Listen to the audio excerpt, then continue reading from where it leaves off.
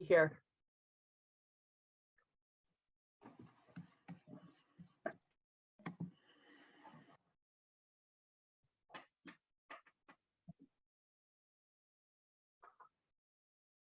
All right. I'm going to go ahead and start by sharing my screen.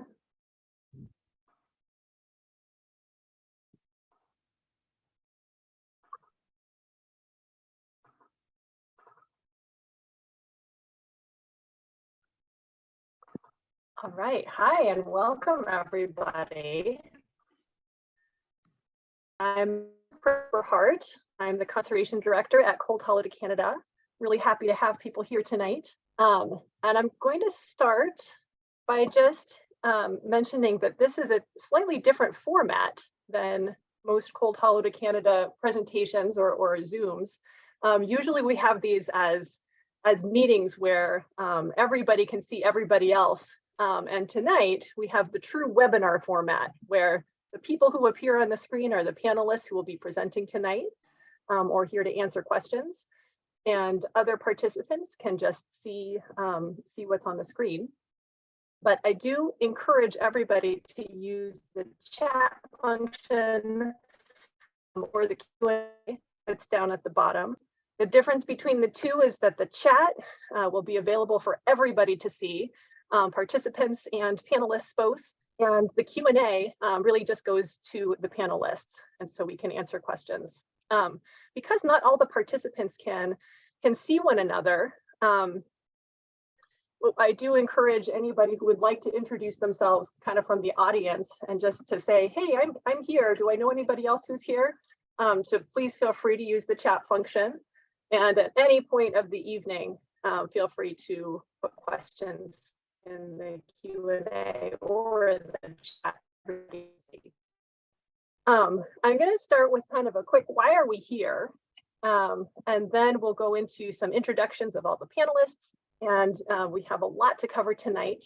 One thing I will mention from the very beginning is that the reason we're doing this more formal webinar format is because we will be recording tonight's presentations. And this is very intentional. We know that there's a lot of information. We don't want to overwhelm anybody with so many different presenters here tonight. And this will mean that anybody here participating or watching can go back and watch at a later date. And we've also had many people actually who have asked us to record because they want to see this but can't come tonight. So I'll start with just a really quick, why are we here for everybody to see. Many people who will be watching this either tonight or on the recording know that the Cold Holiday Canada vision is really a resilient and connected ecosystem across the northern forest. And we work with forest conservation and land stewardship and community empowerment in a little region of northern Vermont. And over the last decade or so, we've built some relationships with you, our audience members here tonight. And largely, we've really been focused on the forest stewardship side of things. But we have many partners who you will see tonight who do hold easements or own land and do these land conservation projects. And Cold Holiday Canada sees ourselves as being a liaison for any of these partners. We work right here in this Cold Holiday Canada region. We want to continue building the relationships, and we think we can be a role in matching which of the many potential opportunities available are right for each landowner. So that's kind of what we're here doing. And before I get into any more information though, I'd love to do just a really quick who's who of the panelists who are here tonight. So I mentioned that I'm Monica Prispart. I'm the program director at Cold Holiday Canada. I'm going to quickly call out everybody's name. And what I would like everybody to just do really quickly, we'll get into the details of each organization later on. But if you could just say your name, the group that you're representing, and then I'm going to challenge everybody to give a really quick overview of your conservation opportunity in 6 words or less. So I'm going to have Bob Heiser start us off. Go ahead, Bob.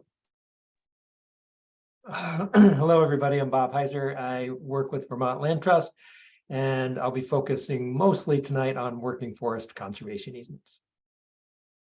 Thank you, Bob. How about Sophie? Hi, everyone. My name is Sophie Anthony, and I work at New England Forestry Foundation, and we also work with working forest easements. Terrific. How about Gannon? Hi, everybody. I'm Gannon Osborne. I'm the Land Conservation Program Manager for the Vermont Department of Forest Parks and Recreation. And we work to protect land as state parks and state forests and through the Federal Forest Legacy Program. Thank you. How about Bill? Thanks. I'm Bill De La Sola with the Vermont Housing and Conservation Board, and we are a conservation project funder and partner. Thank you, Bill. Stacey? Hi, I'm Stacey Pomeroy. I'm a river scientist, and we offer the River Corridor Easement Program to work to protect lands along our river systems. And we work in partnership with many of you and our partners. Thanks. Thank you, Stacey. Bob Link. I'm the Conservation Director for Northeast Wilderness Trust, and we work exclusively on wildlands conservation, permanently conserving land as forever wild.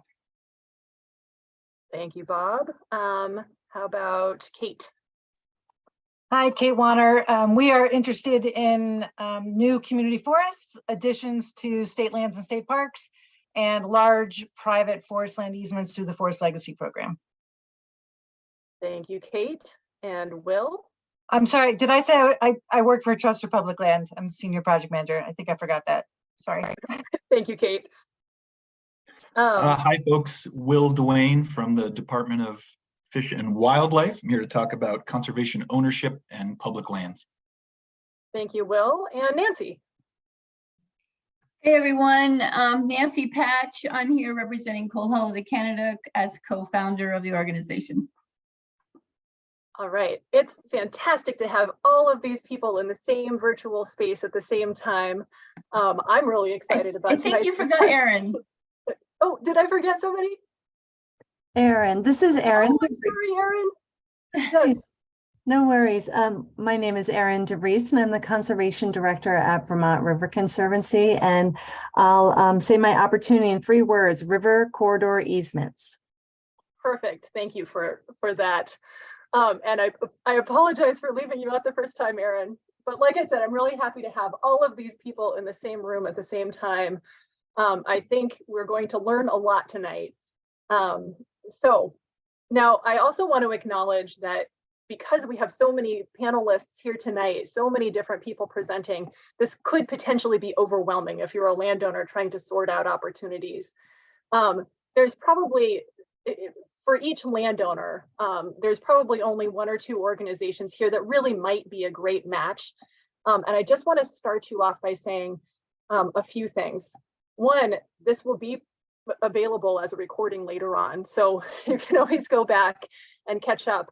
And I also want to start out by just saying Cold Holiday Canada is here to help landowners within our region to navigate all of these possibilities and help you match yourself and what your own needs are and what your property is to the right organization. So please don't feel overwhelmed. Just reach out if you start to feel that way. Now, I want to start before having any of these people present what their organizations do. I want to start by just making sure we're all on the same page about what a conservation easement is and the lingo that we tend to throw around within this field. So this might be review for many people, but let's just make sure we're grounded in the same place. So what is a conservation easement? One of the ways to describe this, you may have heard this before, but people talk about a bundle of sticks. The basic meaning behind this is when you buy your land, it comes with a certain number of rights. And this includes things like the right to rent or sell, the right to control access, timber rights, mineral rights, the right to allow hunting, the right to grow crops, the right to build or develop, the right to subdivide, and this list goes on. But all of these are included when you purchase land. Now, an easement you can think of as a way of separating out that bundle of sticks. Instead of continuing to own the entire bundle of sticks, the easement is where you're giving away or selling the right to subdivide, the right to build or develop, or depending on the easement opportunity, there may be some other things included in there. Now, you as a landowner would continue to own the rest of that bundle of sticks, but you would basically be separating a few of those rights, and that's what the easement includes. It's actually the same thing with like a utility easement or something like that. Conservation easements are not the only kind.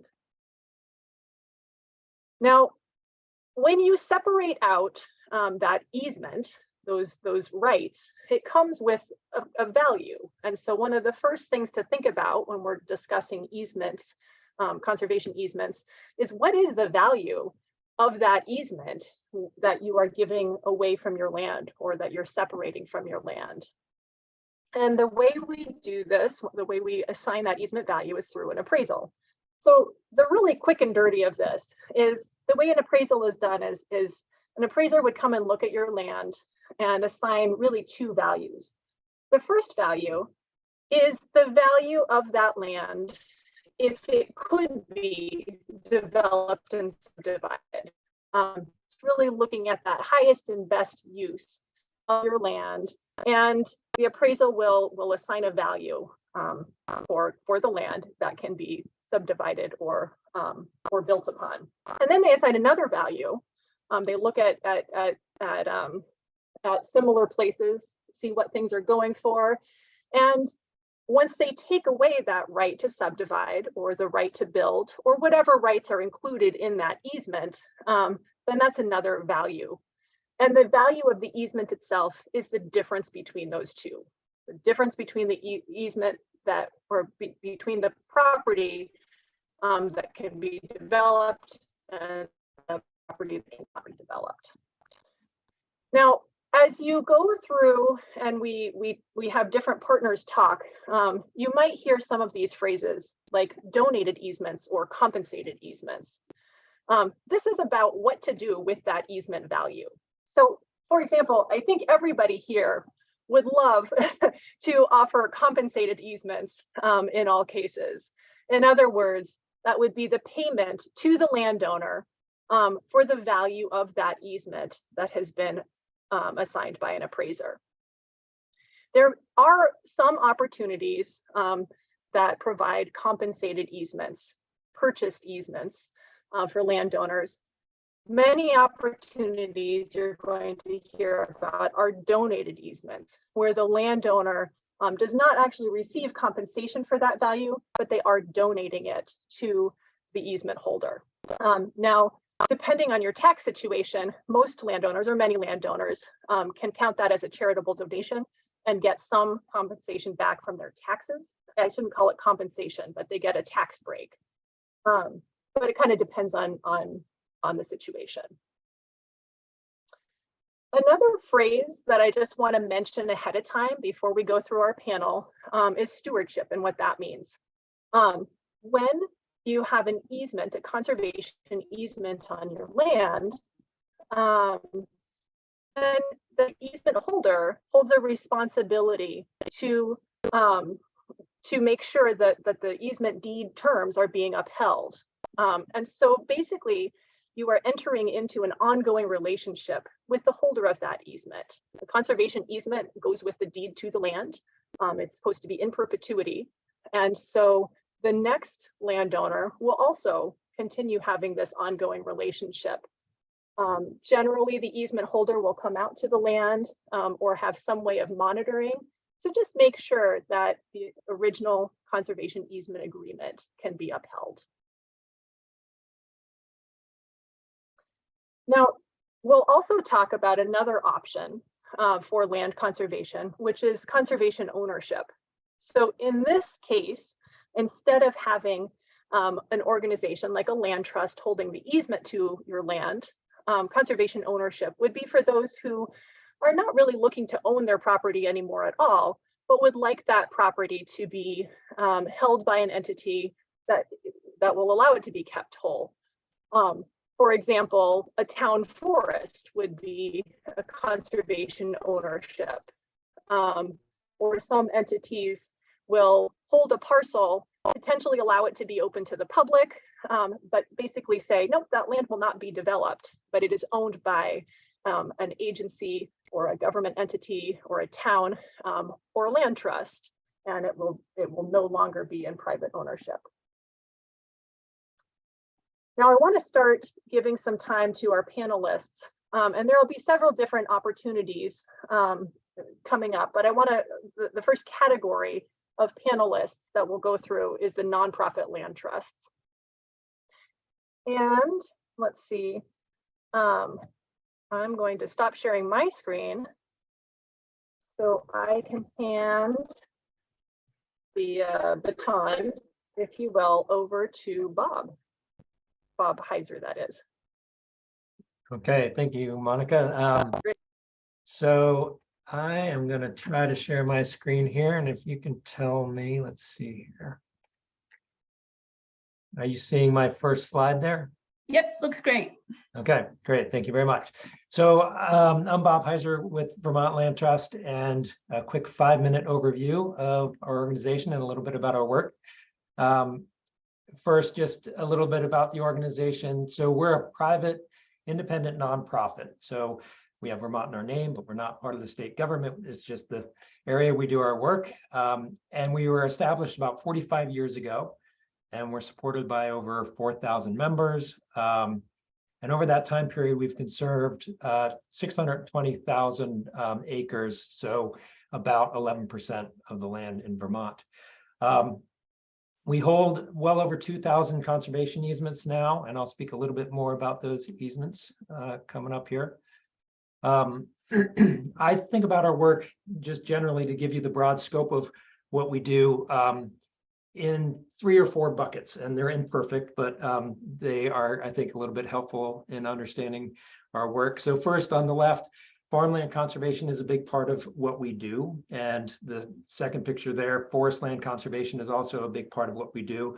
And in those 2 categories, I think they capture a focus of Vermont Land Trust in protecting land that is part of Vermont's kind of land-based economy, and be that either agricultural or forest land, and forest land that will likely be or able to be managed over time. And then the third picture there is what we call community projects, and that can range from a sledding hill to a town forest. And then the fourth one, more and more I feel like we're doing projects that are somewhat heavily focused on water quality and almost a standalone objective there. And that can be on already conserved land or on new projects as we're conserving them. So we do hold conservation easements, and a lot of our work is conservation through conservation easements. And I'm not going to go into the nitty gritty because Monica just gave a great overview, but to help you envision our priorities, I'll just touch on some of these components of our typical conservation easement. So like many easements, ours are designed to protect the land's key resources. And that first category is a big one for us. So it often includes productive land, be it agricultural or forest land. And the easements are structured to protect that and protect the ability for that land to continue to be part of the Vermont land-based economy. And then also priorities of ours are natural habitat and biological diversity protection, water resources, outdoor recreation. And these can be part of any type of conservation project we do, or any one of these can kind of be the driving force of a conservation project we do. But often there are multiple purposes that are balanced within a single conservation project that include several of those. As Monica described, these easements restrict some things and allow some things to protect these values. This is just a list of some of the big ones that would threaten the values typically and are restricted in our conservation easements: subdivision, commercial development, mining, excavation, trash dumping, some forms of motorized recreation, and a right of way or something like a driveway over the resource would be restricted. And then the easement allows, in our easements, almost always farm and forest management are allowed. And for forest management, that would be according to a forest management plan that we would need to approve as being consistent with the conservation easement and its goals. And then typically in our conservation easements, things like recreation and trails and educational community uses, those are all enabled, and structures, sometimes with permission, but of various sorts, like sugar house or hunting camp or things like those can be structures that are enabled within our conservation easement. And then often there are special areas on a property that have special protections where the management is limited to a more light touch management, and things like water resources or rare or uncommon natural communities. And typically we're excluding areas around the residences and focusing on the land-based resources. And public access is a question that comes up a lot, and I'll use this as an opportunity to say a lot of our conservation work in the forest land side of things have been through generous donations of easements. And in those cases, often public access is optional. And at times it's something that we would love to include if the landowner is interested in protecting that long term. But other times landowners wish it to be at their discretion, and it can continue to be at their discretion. If we have been able to bring funding sources to an acquisition of an easement, then sometimes those funding sources have requirements for public access, or sometimes that would make it more compelling. And when we get to the end, or if there are time for questions, I'm happy to answer them. But if not, anybody can feel free to call me up and follow up. And I will try to stop sharing here. Let's see. Great, thank you, Bob. And I'll just mention here that because we have so many people present tonight, I think these presentations are going to be very short each. We're going to go kind of quickly from one group to another. I'm sure participants are going to have more questions for each of these presenters. So we will hope to have some time at the end tonight, but I also just want to reassure everybody that there will be a chance to follow up with Cold Hollow to Canada or any of the presenters after the fact as well. Next, let's hear from Sophie. Great. I'm also going to share my screen for a quick PowerPoint.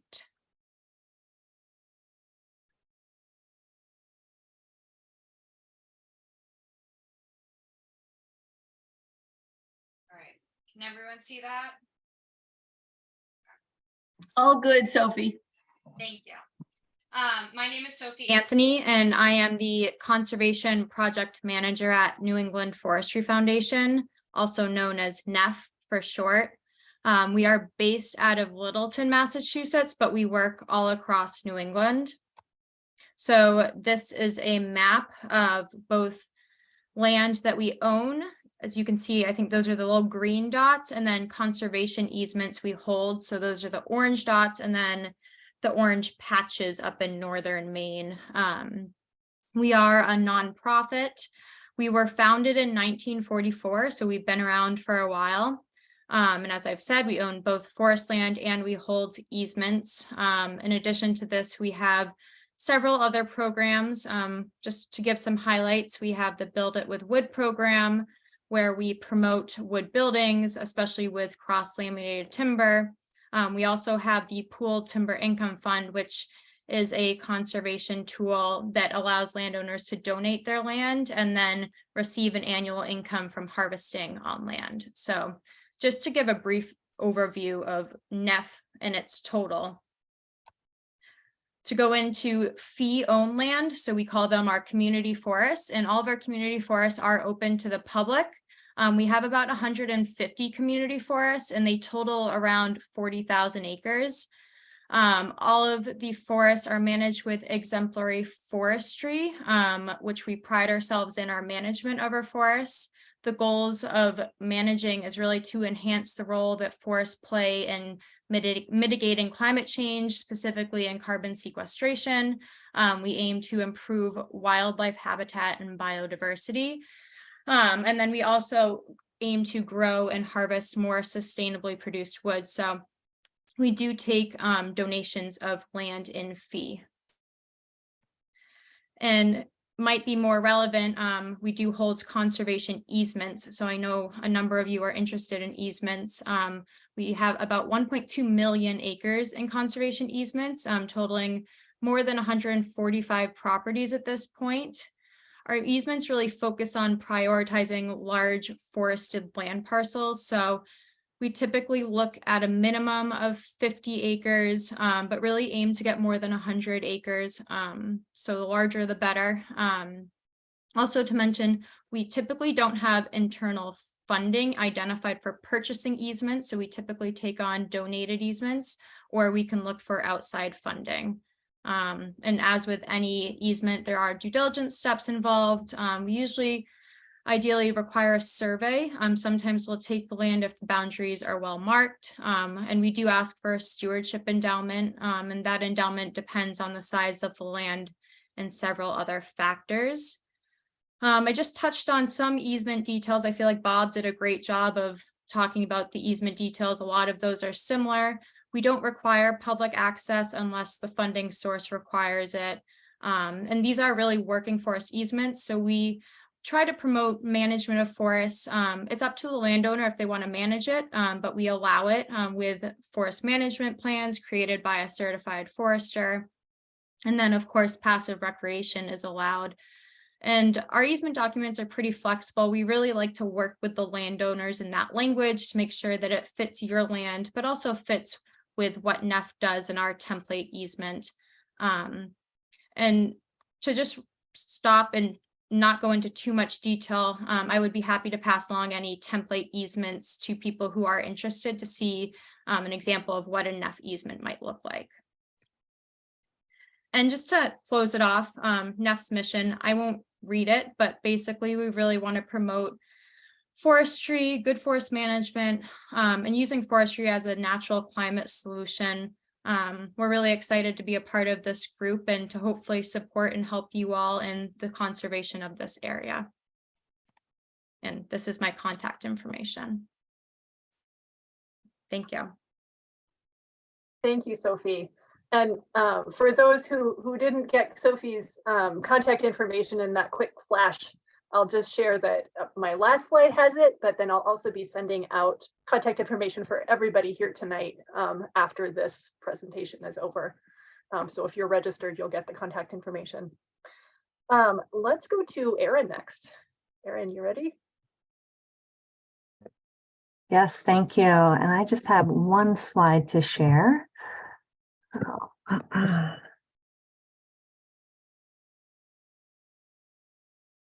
See.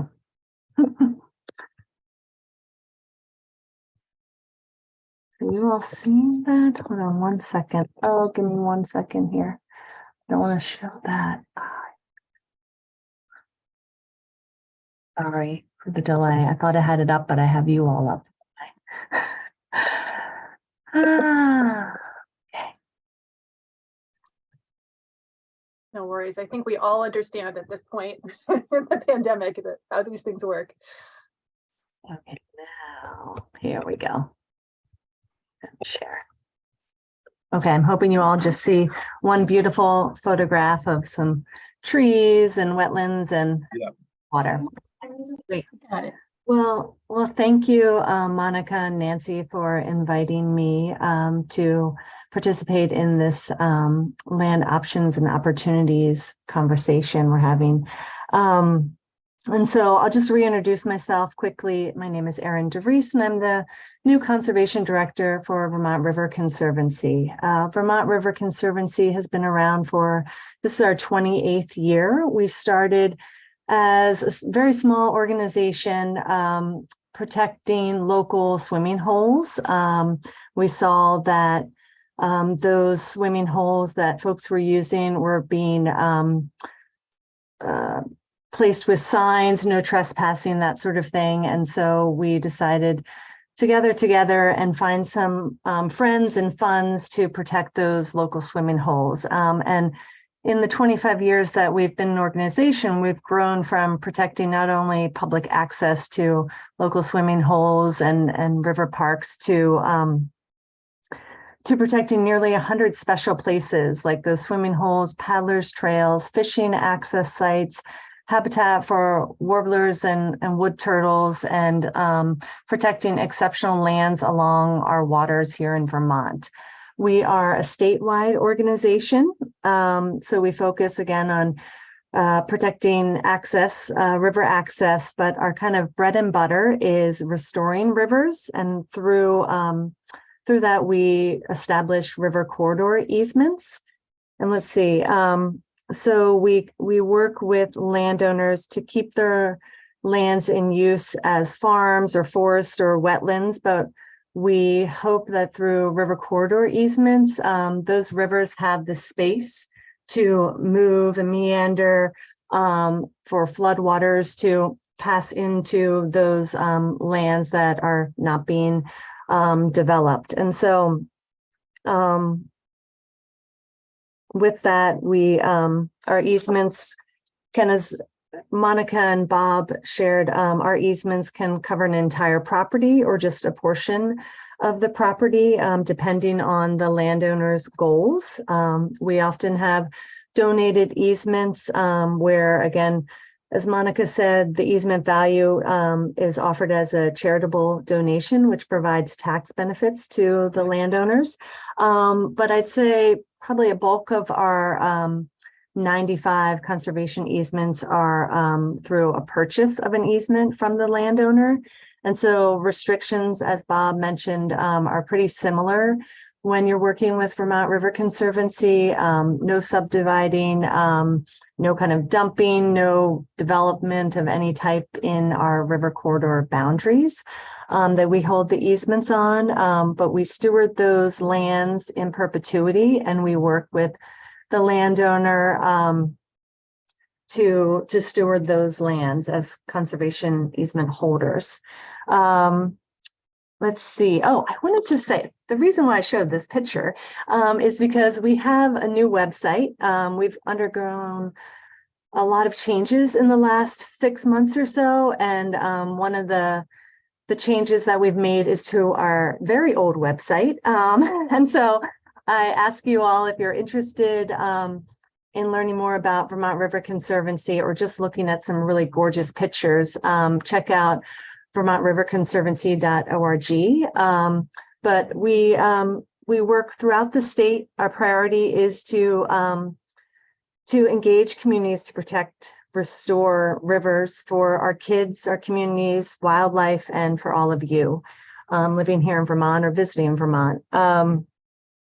We are currently focusing on projects in the Missisquoi, Lamoille, and Otter Creek area. So the Cold Hollow to Canada area is an area that I drive through actually frequently. I live in Essex, and I just think a lot about how the water's moving throughout the lands that you live and work on. And so I'd love to, have any conversation you're interested in having with me about conservation of your lands along our waters here. And I think, one more piece, for funding, we get a lot of our funding from Vermont Housing and Conservation Board, to protect those public access sites.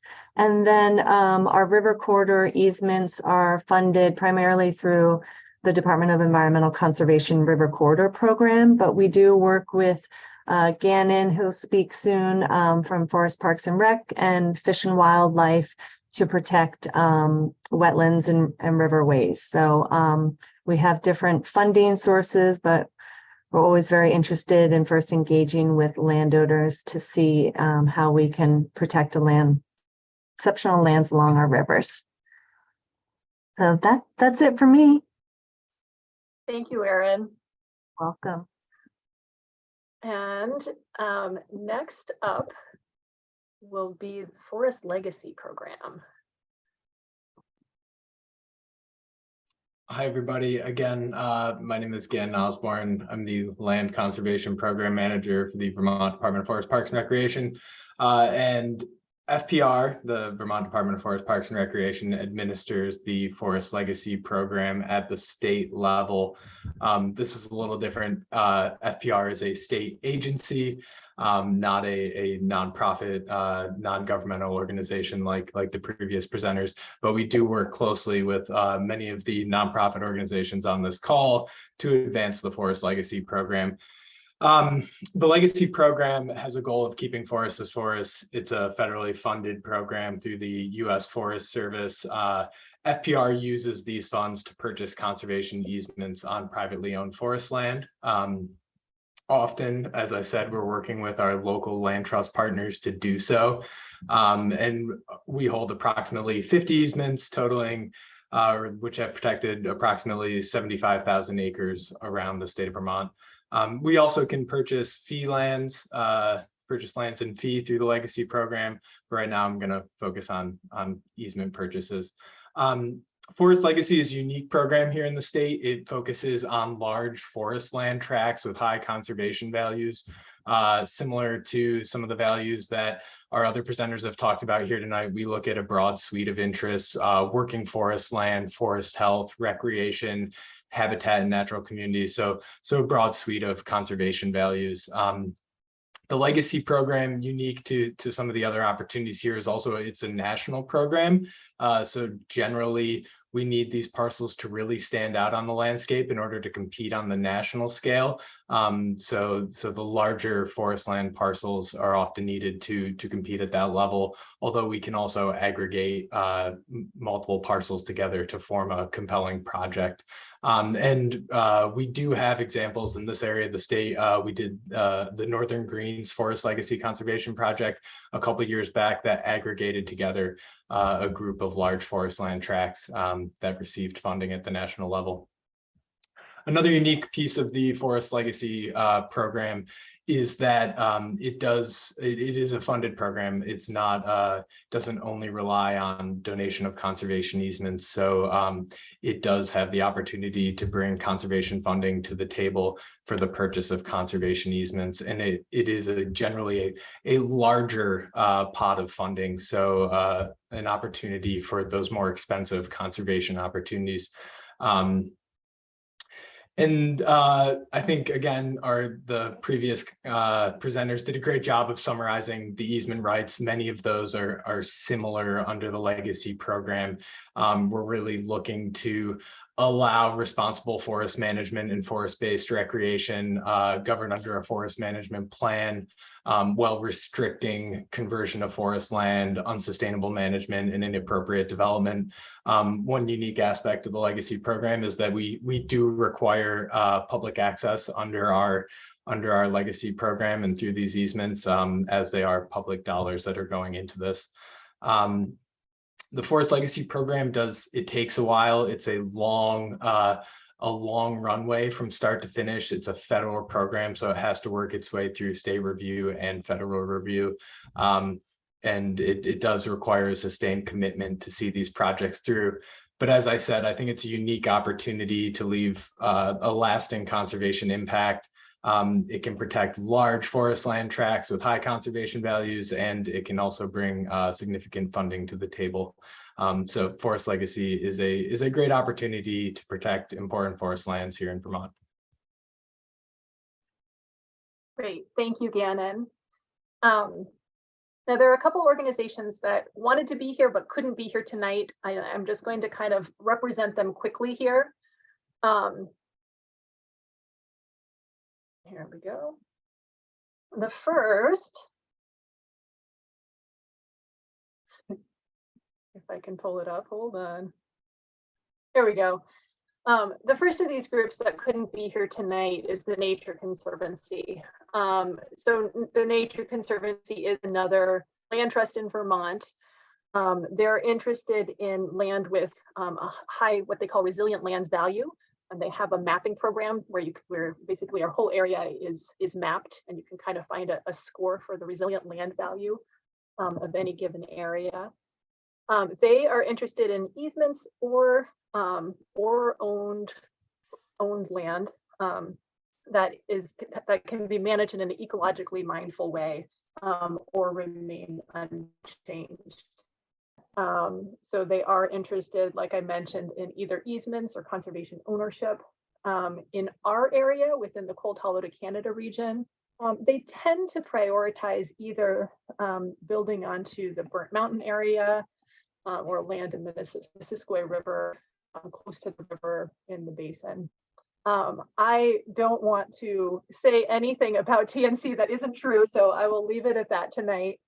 But I also just want to encourage you to just know that that's another opportunity, if any of that sounded like a good match.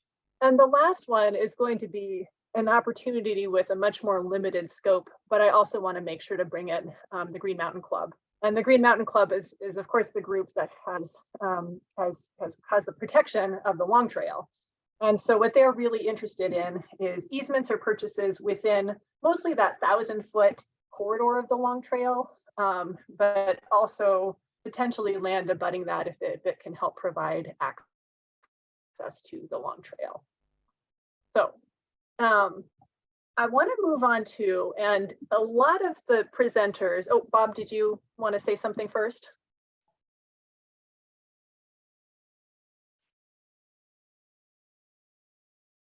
Bob?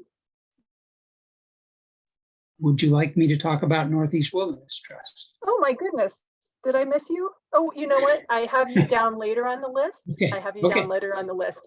I was going to kind of finish up the groups that work in easements.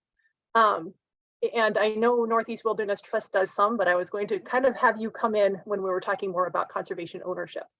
Okay. However, if you want to talk now, that would be fine too. No, it's fine. I can wait. All right, sounds good. Thank you. Let's, I want to mention, so a lot of these presenters have talked a little bit about the funding, the costs, the opportunities. And I want to just make sure that once again, we're kind of all on the same page on what are the needs, what are the costs that come along with conserving land.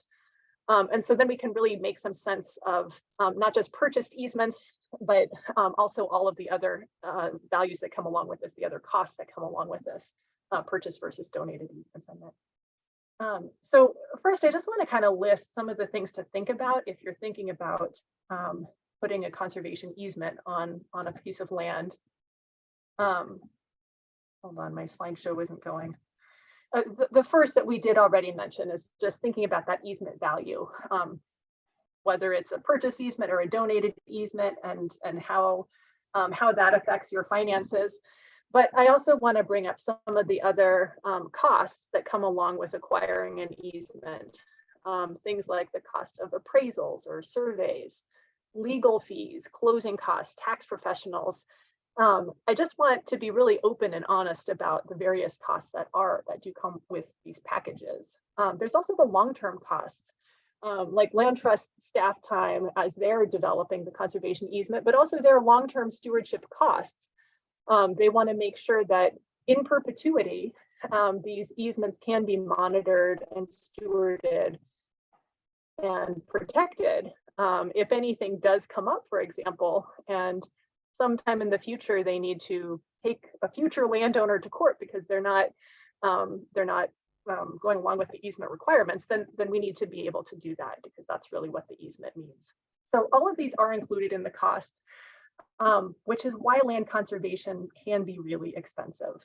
But I want to bring up a couple organizations now, a couple opportunities, and then I'll cover some of the ways that Cold Hollow to Canada is hoping to bring down some of these costs for those opportunities that don't already have them included.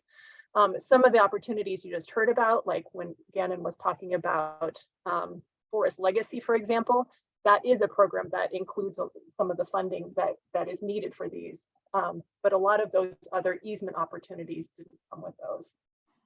So I think next I would love to hear from VHCB, Bill. Your turn. Thanks, Monica.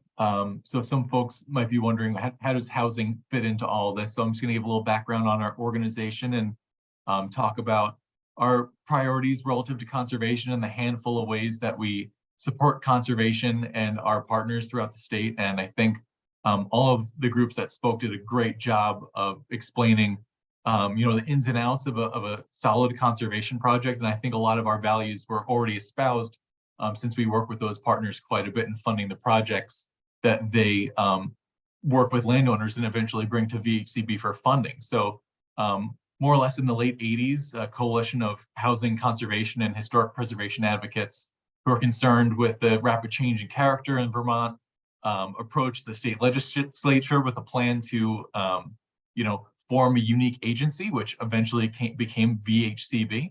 And so we do have the dual goal of supporting housing and conservation, as well as historic preservation for important natural areas, recreational lands, and anything that's of primary importance and to the economic vitality and quality of life of the state. So that comes in a lot of different ways. We have outside of, like, say, an easement realm, I think it's relevant to plug our farm and forest viability program, which supports land-based businesses, forestry, farming, with grant writing support and business help. So that's something that might be of interest. We do agricultural projects, many of which are developed by the Vermont Land Trust, and we work with NRCS, or the Natural Resource Conservation Service, to provide funding for those types of projects. But now getting into what we're all really here to talk about is conservation projects. And really what we look for, our priorities are climate change, wildlife connectivity, outdoor recreation, water quality are big factors of what we look for in a conservation project. And I think on top of that, especially it kind of revolves around the quality of life to the state, is public access. So our main funding policies for conservation, we have a local policy, which I generally think of as like smaller scale projects, and then a statewide funding policy, or a natural areas policy. And all of these are on our website. And I think I should have mentioned my contact information is on our site too. And we always love to hear from folks who are interested more about funding opportunities with VHCB. So feel free to reach out to me anytime. So more or less, we have the local policy, the statewide policy, and we also have a new updated version of our privately owned working forest land projects, which are a little bit more unique and sort of honed in a way that fills a niche that our other policies don't fit. But our local policy, I think those generally turn into really great town forests or community assets. A lot of times they're brought to us by concerned locals who may be reaching out to their local land trust or other partners that have already spoke, and they're looking to find funding for those projects. So our local policy generally focuses on smaller acreages and parcels of like local significance, and these could be relatively small, but as long as they're providing like a unique or much needed community need, we really like to see those come to our board for funding. And those do have a match requirement, 33% match of all total project costs. So that's one piece of the puzzle. So those often can come from like town conservation funds or a variety of different ways. It can be from other state sources, but we like to see our funds matched for local projects. Then we have our statewide funding policy for natural areas. I should have mentioned our local policy and our statewide policy both require public access. So that's a big piece. We require public access for hunting and for generally at a minimum like passive uses, at least walking or hiking, snowshoeing, etc. We also allow or on our projects have vast trails. Sometimes there's ATV use, but we're often pretty flexible, but want to focus on like how does the community use this land. So that's the same for the local and our statewide policy. Our statewide policy has no match requirement, and we generally focus on like larger parcels that have like definitive statewide significance, and that can be like rare, threatened, or endangered species, a statewide natural community, or features that have like a really important landscape integrity component, like a big block of forest land that's you know, in the midst of other intact forest. And so with our projects, generally what happens is either oftentimes landowners are working with a nonprofit to get funding for these projects, and those two policies, the property will have to be owned by a state agency or nonprofit or a similar entity, municipality.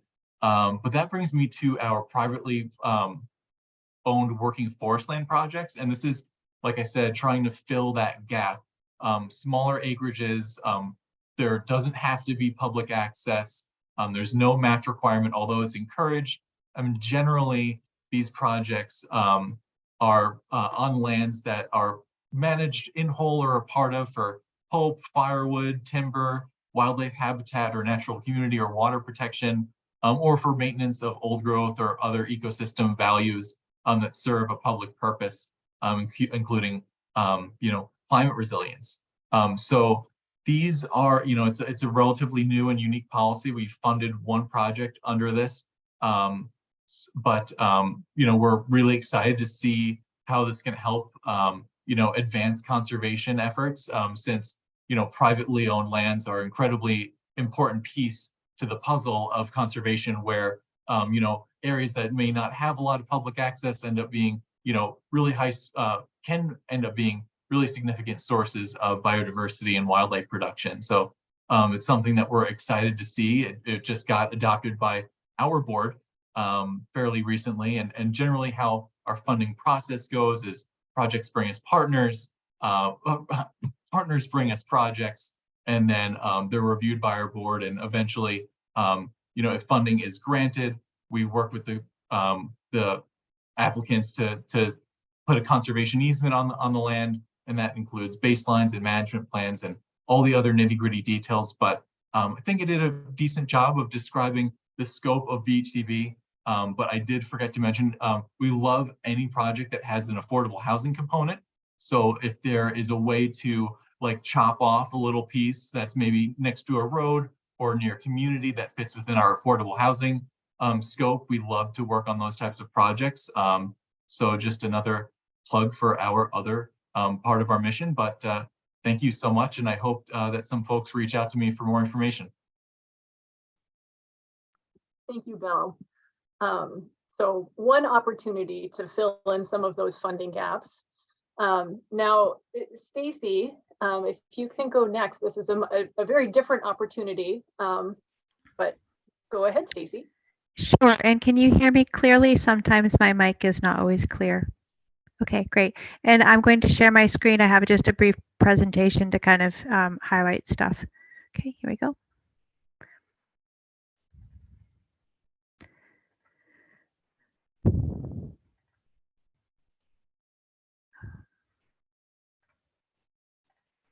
Okay, can you guys see my screen? I can't see you.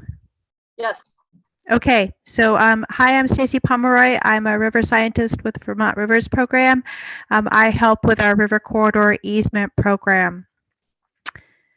So our program, the State of Vermont's Rivers Program, looks at corridor river protection as part of our floodplain protection for water quality and flood resiliency efforts. This is because in Vermont we experience both inundation flooding, so areas getting wet, as well as erosion hazard in our rivers, so channel adjustment happening, as well as floodplain access and sediment deposition and debris deposition. It's also been demonstrated throughout Vermont that there are lots of benefits to protecting our floodplains and wetlands because they can provide nationally functioning benefits for economic resilience and flood resiliency. So these are important areas in our efforts to improve water quality and flood resiliency, as well as provide economic resiliency to our communities. So our program, as I said, sponsors our river corridor easements. So what are they? These are areas where we want to be able to allow the stream to move, where we want to be able to help protect infrastructure that's already in place and allow channel adjustments to happen in those areas to be protected. And we also want to provide space for long-term vegetative buffers along our river systems. So it's a multi-pronged kind of goal for this area along our riverscape, as well as habitat and connectivity between our landscapes. That too is a very important component of these areas. Vermont has developed a river corridor easement program that is sponsored by Clean Water Funds. And if folks are interested, we have brochures and sites of information that folks can gather that we can provide. But throughout the state, we work with landowners to provide information about rivers and the types of work that we can do to protect those areas. So what are some of the ways that we learn about these projects? We have corridor plans, many of our partners working with different landowners, many of the folks on the webinar tonight we work with that are working with partners, conservation districts, our CREP partners, many of our different groups are often bringing us those types of sites. We have an opportunity to learn more about the sites as we look at our corridor plans. So areas where we've collected information about our rivers tell us more about those sites. We also have lots of great information on the A&R Atlas, which I'll show you in a moment, as well as those landowner partners who are working with landowners that help us gather information, as folks from VHCB, as well as Erin from Vermont Rivers Conservancy, and folks from Vermont Land Trust are all partners who often work with us on these projects. What makes these areas priorities? Resource needs, flood resiliency, reducing conflicts landowners may have along the river, water quality benefits, and restoration opportunities. As I mentioned, corridor plans, Vermont has the benefit of having many opportunities for having collected field information and remote sensing information along many of our major basins. And we have that data and reporting on our website that help tell us more information about these areas. So this is just kind of an example of area where field information was collected. The consultant who helped collect that information said, based on the types of things that are happening on the river in this area, there's a good opportunity to do river corridor protection, and it will provide these types of benefits. This is an example on the A&R Atlas. If folks are interested to see where river corridor easements have already been implemented, you can find this on the A&R Atlas under rivers, under the river corridor easement link there seen in yellow. And you'll find these nice polygons. So this is in Westfield, Vermont. The polygons along this area of the Missisquoi and some of the tributaries are where we have worked with landowners to protect those river corridors in perpetuity. So this means we have an established 50-foot buffer that floats with the river as it will move over time. It also means that for the landowner outside of that 50-foot buffer, they're allowed to continue to utilize the ag and forestry land. And so if they do have a forestry management plan, that's able to be worked with in those corridor easement areas. So a really nice opportunity to really, you can see how this area will provide long-term connection between those forest blocks, the river, and the areas along this section of the Missisquoi and its tributaries. We also like to work with landowners to find out more information from them. So what are their goals in these areas? What are the types of conflicts or resource considerations that can happen through the protection of a river corridor easement? This could be finding out about beavers, flood issues, drainage ditches, cows accessing fields, road considerations, potential wetlands. So we look at these items comprehensively as we approach a landowner with partners to figure out what fits best on the land, given the type of resource concerns that we bring to the project, such as phosphorus consideration or habitat or other water quality needs, as well as what is the landowner looking to try to accomplish through this type of protection process. So through all of that process, we come together with some of a restoration kind of plan. We look at where there might be wetland protection, restoration projects, where there might be opportunities for the easement protection and those types of considerations. And then we come up with a landowner incentive payment. And this is based on the type of land use considerations and adjustments that we're asking the landowner to modify or use in perpetuity, and we purchase the channel management rights or the wetland protection zone rights, so protecting those resources in perpetuity. This easement funding helps covers, I'm going to stop sharing my screen and come back to you. Excuse me. This funding helps to cover many of those costs that were brought up by Monica, including the surveys, title searches, work with the partner for stewardship funding. So we work a lot with Erin and the Vermont River Conservancy, and often with the Vermont Housing Conservation Board, Vermont Land Trust, all as partners who can help us hold easements or help us with purchasing easements with our clean water funds that we have. I will stop there. Thank you, Stacey. And since you ended with that great partnership message, I just want to reiterate that the various people you see on the screen, I think, often partner with one another. And so as you're looking at these opportunities, it doesn't necessarily have to be one or the other. There are cases in which some of these different groups can layer on top of each other to make their project work. Now, while we're still on this kind of funding conservation easements stage, I want to share just a couple other opportunities. It always seems to take a minute to get up, but I also want to mention, and I think somebody mentioned this earlier, but some towns, and in our region, it's Montgomery and Enosburg right now, do have local conservation funds that may be available to help out projects as well. So these would be, $5,000 to $10,000. In Enosburg, I believe there's a cap of $5,000. In Montgomery, it's a little bit more flexible, but that you could apply to the Conservation Commission to potentially access these funds to help with the project.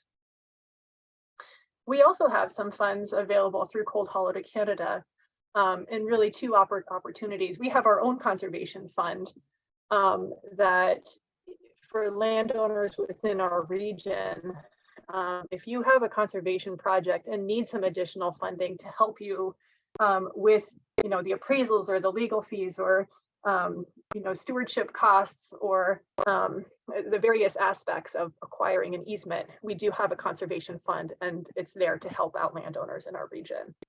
We also have a shorter term opportunity. We have a grant from the Canada Family Foundation, and this one is really specific to helping landowners get to a place where they understand whether they can conserve their land. And so it will help pay for things like appraisals. And again, those legal fees, even if you would certainly need to contact a lawyer before trying to do this on your land. And we actually could help landowners out with that in certain cases. And some of this could even go towards stewardship endowments with a land trust. So if you have a project and you're looking for a way to move it forward, please let us know. Because this is what these funds are here for. One thing I will say is that these funds that we have available are not available to compensate the easement. They're not really to give back that easement value, but we could at least help it, help your project so that you're not paying money for a donated easement. That's our goal anyway. We also really invite you to tell us your needs. Over the next few years, we are looking to replenish our conservation fund. And the more projects we know about of landowners who are interested in conserving their land, the better we'll be able to understand how much money we might need to raise, grants that we could apply for to help you out. And also those other funds like appraisals or the other costs associated with understanding whether conservation is for you. Again, speaking with a lawyer, for example, having family mediation. These are costs that we may be able to help with that would just get you to a place where you can understand more what you would be looking at. All right, so the organizations we went through earlier before the funding sources were mostly nonprofits looking at conservation easements. And as Bob pointed out, he really could have been in that section as well. I have two kind of sections left, and then we'll be kind of finishing it up. But one is the federal easements, and then we'll be looking at conservation ownerships. So for federal easements, I originally had somebody scheduled to come who was not able to come after all. But basically, the federal easements that are available are generally available through the Natural Resources Conservation Service. Now, we have existing programs that are not new in the following categories: the Wetlands Reserve Program, the Grasslands Reserve Program. Those two are primarily, in my understanding, used for agricultural land that is kind of being converted back into more natural habitat as wetlands or grasslands. And they also have a category of reserve for the reserve program called the Healthy Forest Reserve Program, Healthy Forest Reserve Easements. And these are generally reserved for properties that have rare, threatened, or endangered species or really significant ecological occurrences on the property. But I also want to mention that there's this new opportunity. It's through the Regional Conservation Partnership Program, which is one aspect of Natural Resources Conservation Service, or NRCS, for forest easements. This is available right now in Vermont through the Vermont DEC, Department of Environmental Conservation. Marley Roop, who's administering the program, was going to come, but they had the first application deadline a couple weeks ago, and it sounds like many people applied. She's quite busy going through the easements and was unable to join us tonight. These easements, as they're administered through DEC, have the purpose of water quality protection, but they are meant for forest easements. And these are compensated easements, or at least partially compensated. There are 3 different versions of this easement. There's a minimally restrictive easement that does not allow development, but allows a lot of other activities, including agriculture, including forestry, and it's compensated at 50% of the easement value. There's a moderately restrictive version that does allow forestry, forest management, but does not allow things like agriculture, and it's compensated at 75% of the easement value. Or there's a highly restrictive one. It's essentially a forever wild easement that restricts forest management. It's compensated at 100% of the easement value, but I will say one thing about that, in that it's if you are currently enrolled in current use, then it would have implications for that. So this is an opportunity that is likely short-term with DEC. They had their first application deadline a couple weeks ago, and it's a new program. So and the first set of landowners are about to be kind of going through the process in Vermont. DEC may have additional funds and another application deadline, perhaps by the end of the year, but it's a little unclear at this point just how much of the funds that they have available may still be left for another round. So if you're interested in this, please do be in touch, but we'll see for the rest of that. The last section is going to be this conservation ownership. So pretty much everything so far has been conservation easement based, where the landowner, you as the landowner, would retain the ownership of the land, but another entity would have the conservation easement. I want to just mention these conservation ownership opportunities as well, and also mention that at least one of these groups would also potentially do easements as well. Bob, why don't you go ahead? Let me stop sharing. There you go. All right. Well, I've got just a few slides.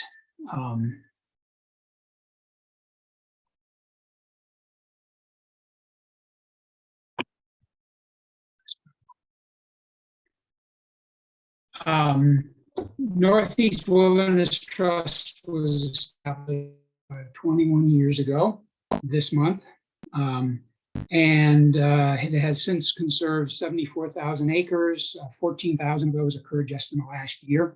Forever Wild Conservation is kind of growing in terms of its popularity, I guess you'd say. In the Northeast, we cover all the New England states except Rhode Island.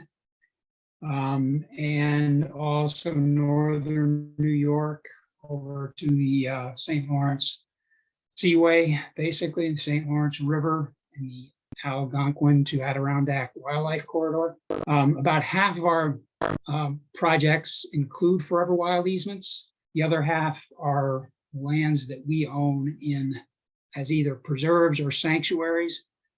Sanctuaries being more restrictive in terms of what is allowed in the way of hunting and trapping. Completely, those uses are completely ruled out. Our organization sort of fills a role that is unusual in the Northeast because we do exclusively focus on conserving land to protect biodiversity, to allow forests to grow and evolve naturally without human intervention, to promote resilience to climate change, and to sequester and store carbon. And I think if you're a landowner out there and your priorities are oriented that way, and for those landowners that think of humans as one of many species and that there should be more land that is dedicated more exclusively to all the other species on the planet, we're the organization that might fit your needs. We are land trusts like the other land trusts that have presented this evening. We offer the opportunity for landowners to sell their land at fair market value to us. Some landowners are in a position to donate and wish to do so. We have closed on a number of those in the last couple of years. Another option, which is just a variation on the first, is that you could choose to reserve some acreage and sell the rest of your property to Northeast Wilderness Trust. We would go through the typical process for a landowner who wants to sell their property. We'd have to get certain things done, get an appraisal done, figure out what the value is. And we do typically pay for fair market value unless a landowner is willing to do a bargain sale. We also have landowners who have donated a forever wild conservation easement. And I'll talk just briefly about that in a moment, but those are far less common. You might wonder then, how do we have half of our projects having been forever wild easements? Most of them are with other land trusts.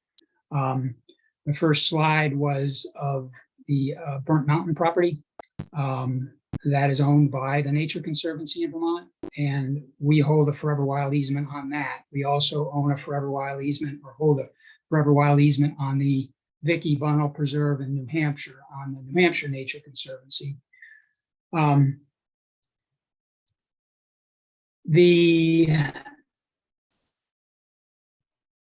I'm going to just focus for a minute on one of the most likely outcomes and not go into detail on many other types of projects that we do. But if you're a landowner who is kind of thinking, well, maybe I don't want to own this property forever, don't have kids who want to own it.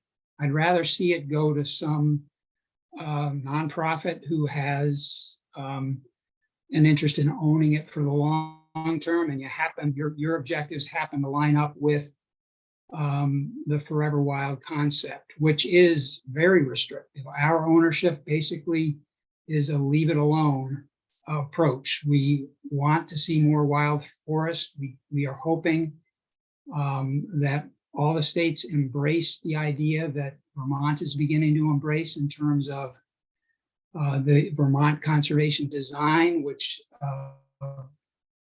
basically states an objective of getting 9 or 10% of the forested land as unmanaged forest, because it brings certain ecological values that are not available on managed land. The Blue Mountain Wilderness Sanctuary was established just in late November. Landowner had an objective of similar to our goals. He wanted to see it in nonprofit ownership. He wanted to stay on the property or some part of it. So he sold us 830 acres, lives on the adjoining land. We will hold it forever as a preserve. We are also sort of double protecting it by donating a Forever Wild easement to another land trust, which is our standard practice, so that we sort of lock in that long-term, let it grow, let it become old growth, let biodiversity thrive. And if you're interested in that kind of an objective, we'd love to talk to you. We do have criteria about what we can and can't do.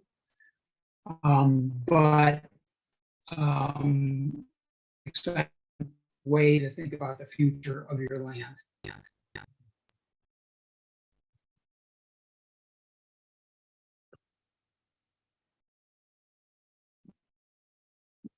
Thank you, Bob. There, I managed to stop sharing. Sorry. I know, sometimes that's the challenge, huh? Kate, do you want to go next? Sure.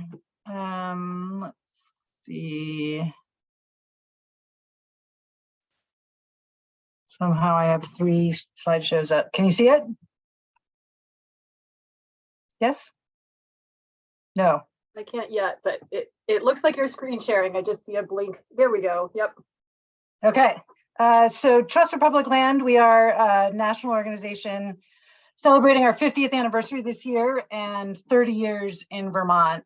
So we create parks and protect land for people, ensuring healthy, livable communities for generations to come. So we work across the country in both urban and rural areas, everything from city parks up to huge wilderness areas in Montana. And here in Vermont, we have really focused on forest land conservation, conserving over 68,000 acres in Vermont over the past 30 years. So we don't hold any land or easements ourselves. The majority of our work has been creating new public land, including additions to Green Mountain National Forest, state parks, and new community forests owned by towns. We have also partnered with the state and private landowners on a number of large forest legacy projects, which protect large forest land with easements held by the state. So our 2 focus areas in Vermont are the Community Forest Program and Green Mountain Program. So with community forests, we work with towns to create new community land, usually with a conservation easement held by a partner land trust like Vermont Land Trust or Neff. And we have a new focus recently where we're trying to create community forests walkable to schools.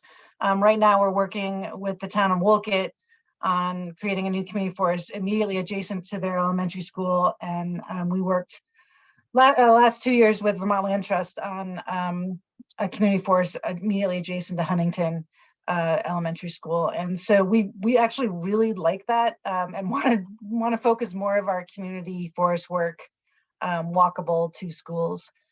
And then secondly is our Green Mountain Program. So that has a focus similar to many of the organizations here that protects wildlife habitat, recreation opportunities, economic benefits, water quality, and climate resiliency, but all to really benefit the public and public access to all of those benefits. So the way we do that is we feel like we're fairly good at securing large public federal funds to purchase forest legacy conservation easements or fee acquisitions in partnership with Forest Parks and Rec or Vermont Fish and Wildlife. We also frequently partner with Green Mountain Club and Catamount Trail Association, as well as the new Velomont Collaborative on their trail protection priorities. So normally we're looking for the bigger the better forest land acquisitions, but sometimes we'll work on small, very strategic parcels like a missing section of the Long Trail or unprotected sections of the Catamount Trail. So our three interests in the Cold Hollow to Canada area is new community forests to be owned by towns. And again, those can be smaller than our normal project size. We've worked on projects as small as 98 acres with communities, but ideally we'd like at least a minimum couple hundred acres.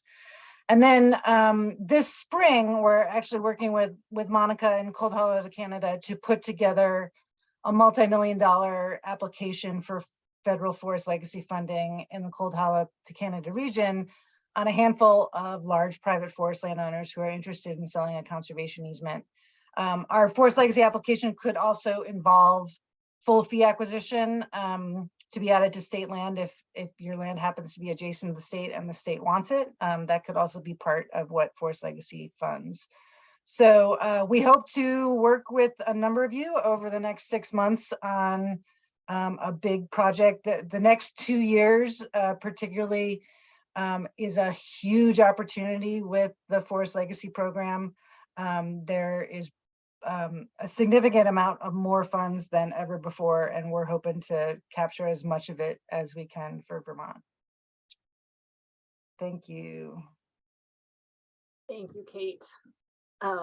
Yeah, you can see a lot of opportunities there that include other partners on the screen as well, including Gannon. Do you want to go next with other FPR opportunities? Sure. Thank you. Yeah, as Kate mentioned, FPR, Vermont Department of Forest Parks and Recreation, we also acquire land in fee as additions to state parks and state forests. In your neck of the woods, think Jay State Forest or Long Trail State Forest or also Hazen's Notch State Park. Generally, state forests are less developed, more natural forested lands.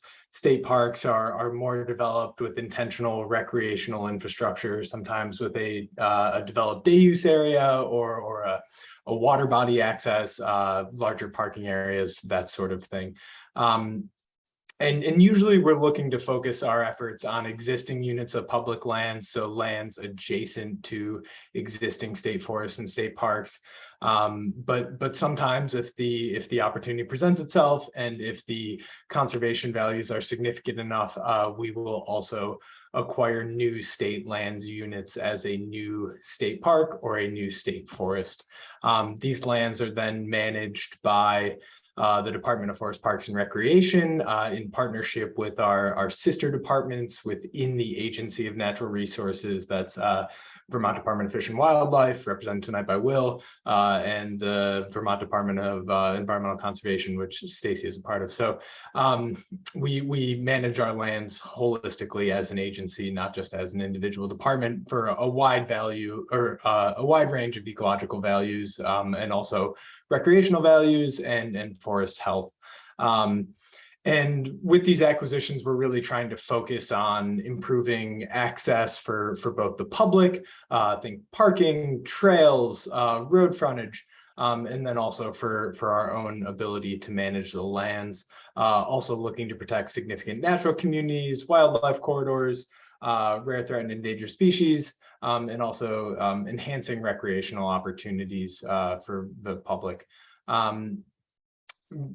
State ownership by the Vermont Department of Forest Parks and Recreation can be a great conservation solution and option for landowners who want to leave a lasting conservation legacy, but are looking to no longer own their land, similar to the option presented by Bob and the Northeast Wilderness Trust. an acquisition by the Vermont Department of Forest, Parks and Recreation leaves a legacy, but is no longer, but transfers ownership to a conservation organization. So thanks everybody for your time tonight. And I know Will's been waiting anxiously to talk, so I think he's up next. Yeah, thank you again. And yes, Will, thank you for being so patient. Oh, of course. Thanks so much. Will Duane from the Department of Fish and Wildlife, the third department in the Agency of Natural Resources. My home internet's a little sluggish, especially when it's wet snow. So let me know if it gets lagging. The Department of Fish and Wildlife. Will, we have some feedback here. We're getting an echo. Sounds about right. Don't know if there's anything to do about that, but. Can you hear me okay now?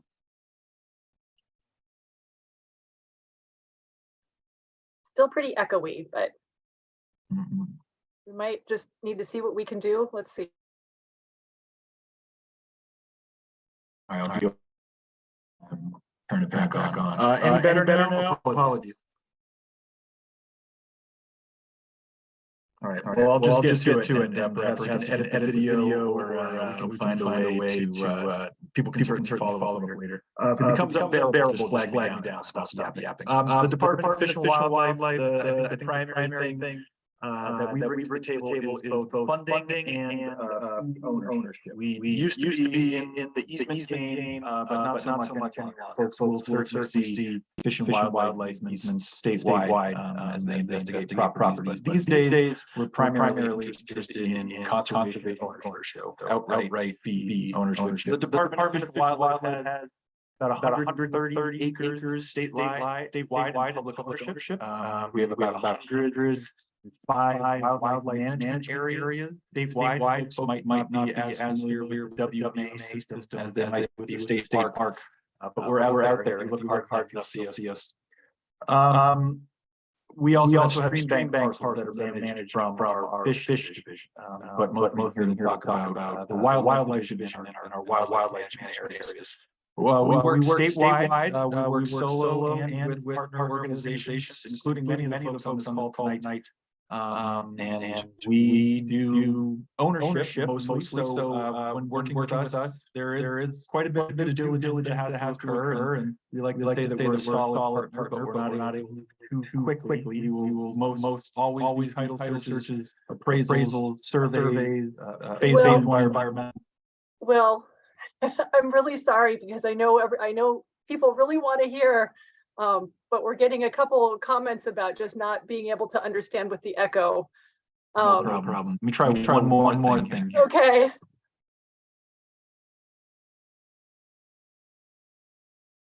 All right, I'm turning off all the video coming in.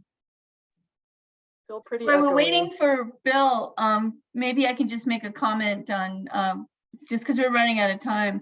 I do want to make a comment that our conservation fund that we are continually working to fill, it right now pays for bridge funding to get an easement purchased or donated. So we can use this funding for compensated easements. Our fund isn't, we're not using our fund to provide the compensation, but we can use them on compensated easements. And for everyone to think about, if you're interested in conservation, so the stronger that we develop a pipeline of interested landowners, the better chance we can work to find funding to build that conservation fund over time. So we really, the more we can go to funders and say, we have a long list of people very interested in conserving their properties, we will be able to raise more funds. And I just wanted to make that clear. And then hopefully Will is still with us and can maybe start over. Yeah, I'm still here. Turned off all the video, but let me know if this is any better. It is not. Sorry, Will. You know what? I can take a shot at maybe summarizing, having worked closely with Fish and Wildlife for a number of years now. But Fish and Wildlife largely acquires lands in fee for wildlife management areas, and is also unique in that they often have federal funding to do so, looking to protect important wildlife habitats and also traditional recreational lands for hunting and fishing. I know that is a very, very brief and just scratching the surface of the great work that Will and Fish and Wildlife does to acquire and protect lands for Vermont's natural values and also the people of Vermont, but I'll keep it there for now, I guess. Sorry, Will. Thank you, Gannon, and thank you, Will. Will, one thought is if you have more to add, and I know you might have a lot more to add, but if there are any at least quick things to add, maybe you can add them into the chat in written form. And now we've been, thank you, I really appreciate it. Now we've been on this this presentation together for a long time. Oops, let me just get into my next slide here. It's just about time to say goodnight, but I want to just really encourage everybody in the audience to know that CHC is here to help, just like Nancy said. We really do see our role as being the liaisons between all of these opportunities and these groups that you just heard, and you, the landowners in our region. So if you have any interest, even if you're not ready to say, you know, I want to conserve my land, but if you're ready to just say, I want to learn more, I'm intrigued, I want to understand what this would mean, that's what we're here to do. We're really here to help you figure out whether this is a good opportunity for you and your land, and whether there are groups like the ones who presented tonight who would be appropriate to help you with that project. I also want to just mention, I want to leave you with all of this contact information. Now I know on Zooms, on webinars, it's hard to just see a screen like this and copy it all down. I'm going to leave it here for just a moment in case anybody wants to take a screenshot or a photo. But please also know that for anybody who registered for this or for who attended tonight, I can follow up by sending you this in email format, along with some other documents that can maybe help make sense of everything you saw tonight. I'm also going to once again say that this has been recorded, and we'll be posting this online. So if you want to go back and review what anybody said later on, you can do that.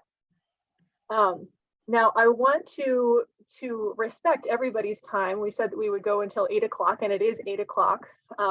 If anybody needs to leave, including the presenters, you're certainly welcome to do so. I'm sure there are questions out there in the audience, and we didn't have a lot of time for those, but personally, I at least am happy to stick around and answer some of those. But before I do that, I just want to say thank you once again to all of these presenters for coming tonight. It's really wonderful to have you all in the same virtual space. And landowners or people who are watching from the audience, I really encourage you to contact Pull Taller Canada or contact any of these presenters who are here tonight to learn more about the opportunities that they have. So thank you all. I'll go ahead and just say good night, but then I will be available for these questions that are coming in as well. Yeah, thanks, everybody. Look forward to working more with all of you in the coming years.